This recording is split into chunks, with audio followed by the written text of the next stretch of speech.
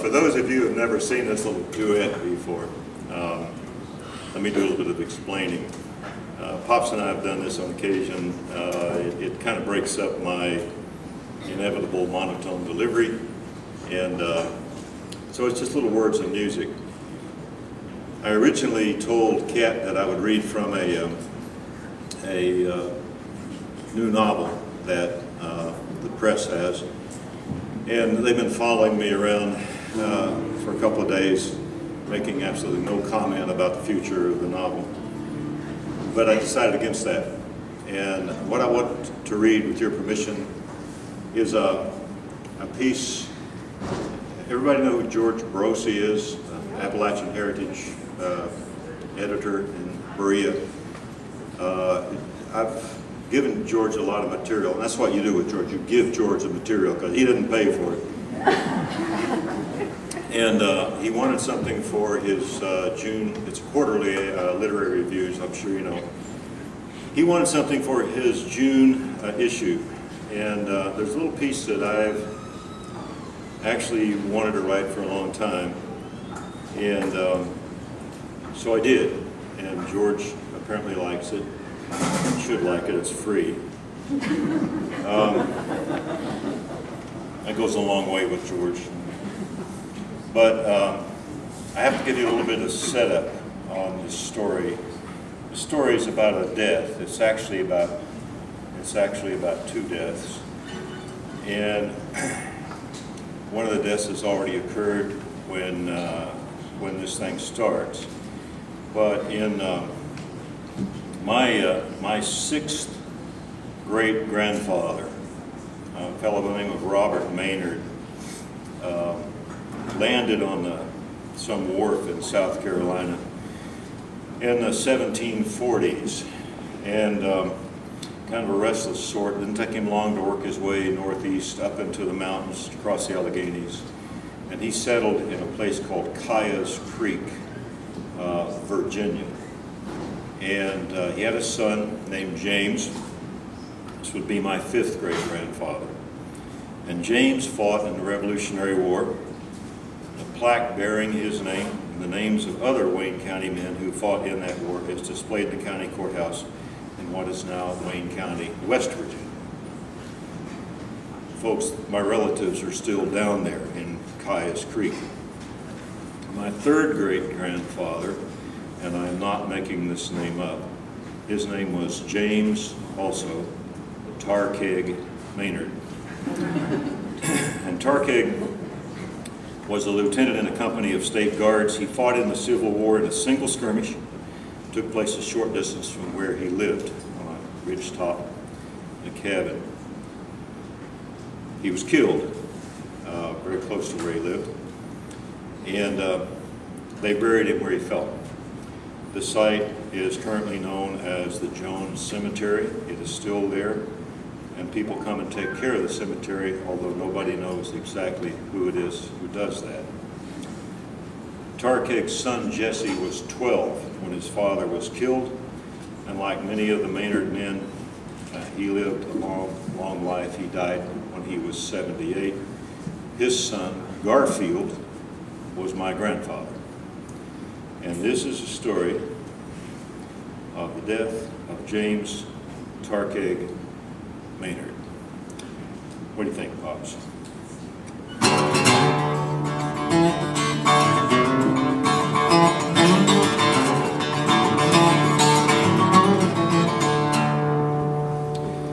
On the ridge above Caia's Creek, Wayne County, West Virginia, August 9, 1862.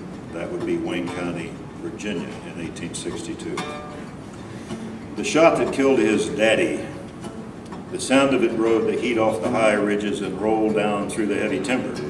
It burst out into the thick sunlight and tore through the pole fence and across the open ground into the side of the old ridge-top cabin like it had been sent there directly, making a sound against the logs like the raging of the devil out there, waiting. The boy was sitting inside on a rough plank floor, his arms around his knees, rocking slowly back and forth. He could smell the cold ashes in the wood stove, and he knew there was a pan there with hard cornbread in it, but he was not hungry. He thought maybe he would never be hungry again. He was staring at the thick, hand-whittled peg on the wall where his daddy's new blue uniform had hung only a short time before. The boy's mama had made the uniform, the same mama who had stood in the doorway, silhouetted against the hard mountain sky, watching his daddy ride away. The same mama who would not look at him, lest he see the thin, glistening lines down her face. The same mama who kept telling him to go outside, that it was too hot in the cabin, stop looking at that empty peg. He'll hang his coat there anon, go down off the mountain and catch up with Aaron and the young'uns, be safer down there. But the boy, only 12 years old, wanted to keep looking at the peg, a peg he had whittled, not quite straight, thinking maybe by some magic that was loose in the mountains that his daddy's uniform would come back there, right now, and with it, his daddy. But they never did. His daddy had put on the new uniform and then put a saddle on an old sway-back plow horse. The saddle did not have a pommel, but the man's mountain-hard legs kept him securely on the horse.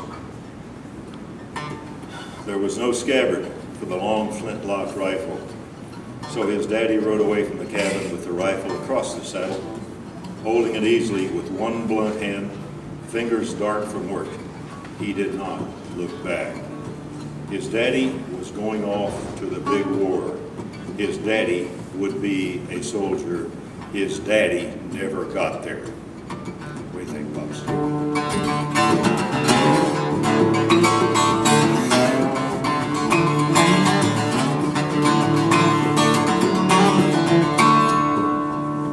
When the boy heard the shot, he knew he had been listening for it maybe for all of his 12 years, but he thought it would come in his dreams. Not now, not in the bright morning sunshine, not in the growing hot light that would turn into the oven of thick summer in the mountains and send every living thing into the safety of heavy leafy overhangs.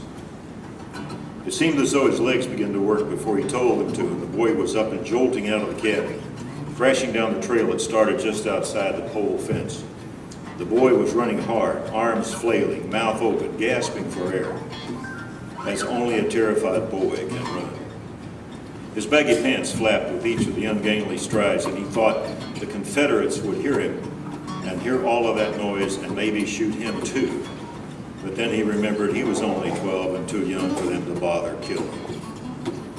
He knew exactly where to go, not more than a couple of 100 yards down the old trail, knew the slight narrow part in the already narrow path, knew the limbs that would be hanging over it, forcing his daddy to lean forward on the horse, not seeing. He knew where he would be lying, his daddy, James Maynard. Some called him Tar Keg. The boy never knew why they called him that. The boy kept hearing that shot over and over in his head, and he knew nothing good could come out of anything that sounded like that. That one shot, not ever.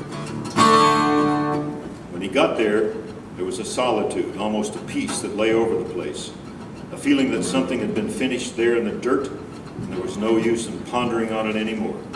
He stopped a few steps from the narrow place, sweat running down into his eyes, his heart making hollow drumming sounds. His daddy lay on his side in the middle of the trail, his face mottled by shade, his eyes and brows wrinkled in a kind of scowl that he always seemed to have, even when he was happy. His head was propped on one of his arms as though napping, only resting, not in surrender to what must have known was coming. The boy could see the black hole in the center of the blue coat. The old rifle lay beside him on some leaves as though someone had carefully put it there, not wanting the rifle to lie in the dirt like his daddy. His daddy was dead, the boy knew. A dirty rifle would no longer matter, would not be something to think on. The boy slowly approached that place of death. What do you think, Pop?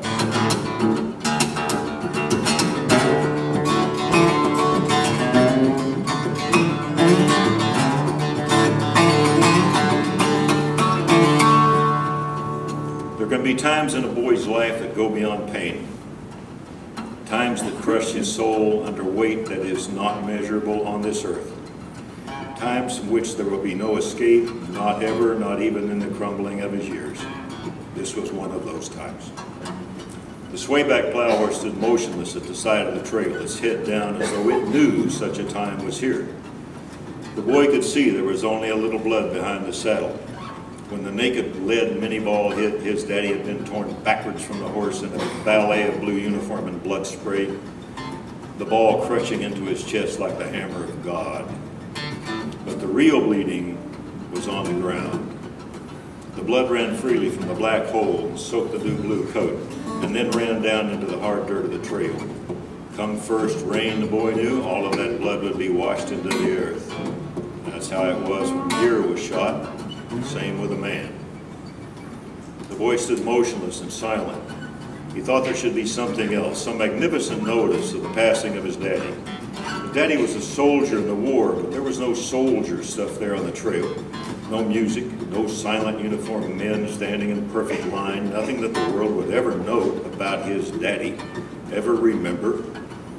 There was just the boy and his daddy and the horse and the heat, pouring through the woods in search of life and finding only blood and his daddy. And one stunned, fractured boy, small for his age. All the world was silent. The boy listened hard for the sound of birds, or the magnetic zing of insects, but there were no sounds. The boy did not know what dead was supposed to sound like, but he thought it was supposed to sound like something. He had seen only dead hogs and dead deer and dead chickens, but this was his daddy, and there was not a single sound. He knew it was not right, not proper, for a man to die in the silence of time, without words or music or preaching, with the kind of hands, the hands of somebody to reach out to. What about his horse and his saddle and the double-bit axe that only he could sharpen? What about that mouth harp he was going to give to Aaron? How about his wife? How can a man just pass off the earth without notice, taken of his leading? How can that happen? Who did such a thing? He was a boy, and he thought he was supposed to cry. He did think about it, but nothing would come out of his face or chest, and the boy knew there was nothing in there to come out. He was empty and dry. Everything in him had drained out the hole in his daddy's chest and was already mixed with the ancient blood of Vikings, Normans, and Englishmen, and now soaked into ancient dirt where it belonged. There was nothing left. The boy lay down beside his daddy and put his arm over him and covered the hole with his hands so the flies would not get into it. He put his head on his daddy's shoulder. He could not remember any other time when he put his head on his daddy's shoulder without crying. But still, he did not cry. What do you think, Bob?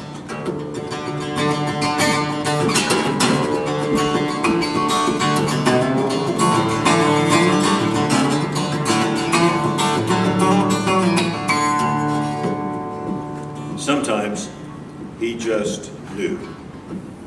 The boy did not understand how it happened or what made it happen, but sometimes he just knew. There were times when he knew the deer was there before he ever saw that huge brown eye through the bush the deer was hiding behind. Knew the turkey had sidestepped out of the branch of the tree before he even knew which tree.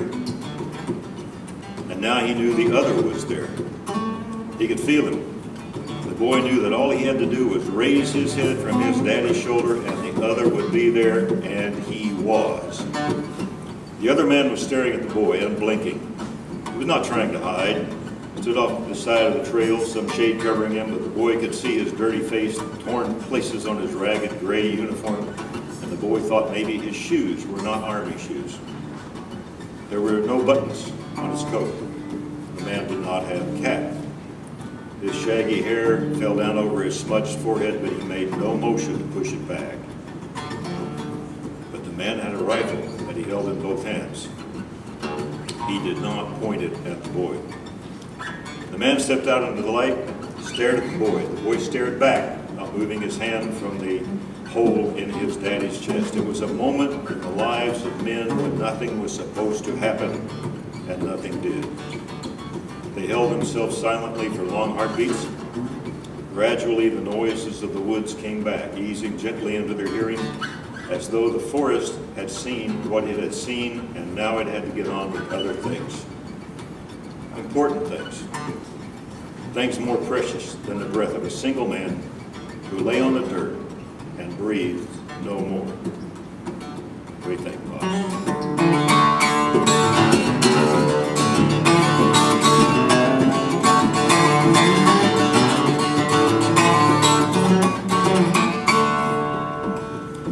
The boy let his eyes slide slowly down the other man's face to his chest, and then to the rifle, and then to the legs, and then to the gaze, and then his gaze followed across the short, awful distance to the rifle that lay beside his daddy. The boy could see the flint, but the rifle was not cocked, and the boy knew there would be no powder in the pan. The man's eyes followed the boy's. His mind was in the boy's mind, and he knew the great will of the boy to pick up a rifle that would not fire, and pick it up anyway and point it, and maybe the sheer force of the universe would heat the gun and make it fire and avenge his daddy. But the boy did not. There was no power in the universe. He knew that. The boy closed his eyes. The man eased farther out into the sunlight. The boy, eyes still closed, heard his soft steps and waited for the dying, hard knock of the rifle barrel across his skull. He tightened his grip on his daddy, the blood from the hole easing out between his fingers. He was ready. He did not care. The knock never came. The boy heard the other steps, growing softer, fading, the man moving away through the woods, not on the trail. He lay like that, the boy, not knowing what to do. He lay like that, his eyes closed until he could hear the concentrated buzzing of flies, and he knew he would have to do something. But his daddy had been a grown man. The boy was only 12, and he knew he could not move his daddy. There was only his mother at the cabin. His mother. He would have to tell his mother. But in the small inner reaches of his being, he knew, he was sure, that she was already a woman in great, silent, timeless mourning. The uniform would never come back to hang on the cracked peg. He opened his eyes. It was time to do whatever he had to do. Something had changed at the rifle. Leaning up against the stock was a small, shiny metal bottle, a powder flask, glowing golden in the mountain sunlight. What do you think?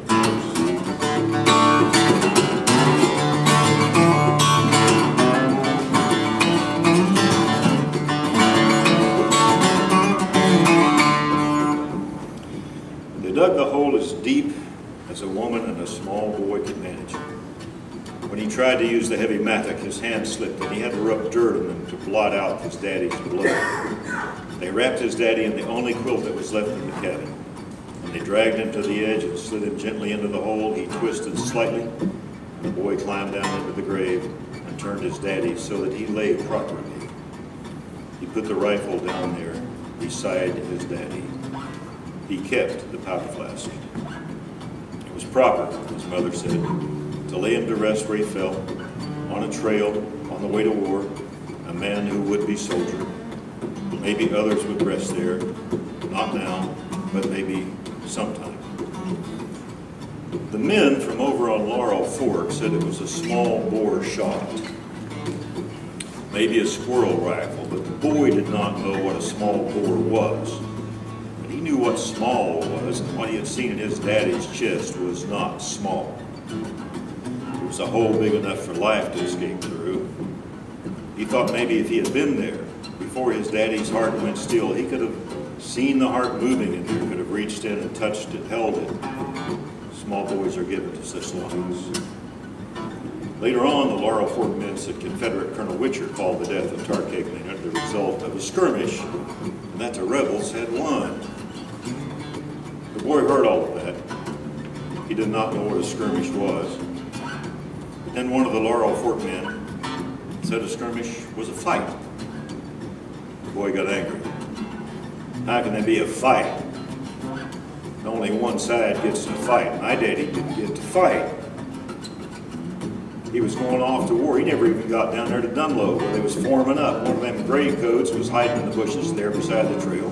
And he was so damn close, he could have hit my daddy with the rifle barrel without ever shooting us. So why did he shoot? That ain't no fight. That ain't no fair fight. Might as well have shot my daddy in his own cabin. Our old Fort men wanted to laugh at the rantings of a small boy, but they did not. In the mountains, small Maynard boys rode long memories. Through all the hallways of his life, the boy kept hearing the shot that killed his daddy. The hallways grew longer, his eyesight shorter, and his old days when he himself, Jesse Maynard, was 78 and preparing to free himself from the forced run of his life. In his old days, when he thought back on it, when he heard in his mind all of those other shots that had cracked down off the ridges across the years, some of those shots he'd fired himself, not one of them sounded like the shot that killed his daddy. He heard that shot, and he had never heard a shot like that in all the other sound-hard years of his life. In 78, he tried to turn the sound of the shot to his own use. He tried to explain to his son, Garfield, a grown man with children of his own. The old man sat on the tilted porch of the house. I just lost my page. 78 years old. Keep going.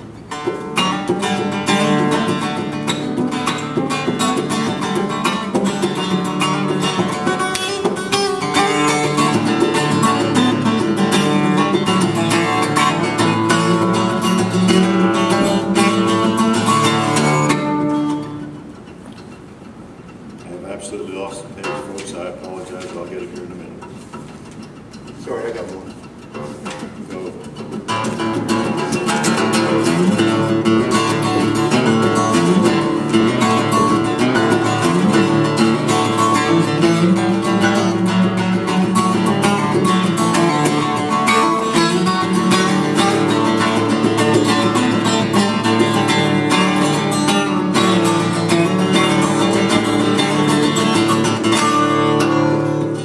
Keep him around. He don't pay nothing neither.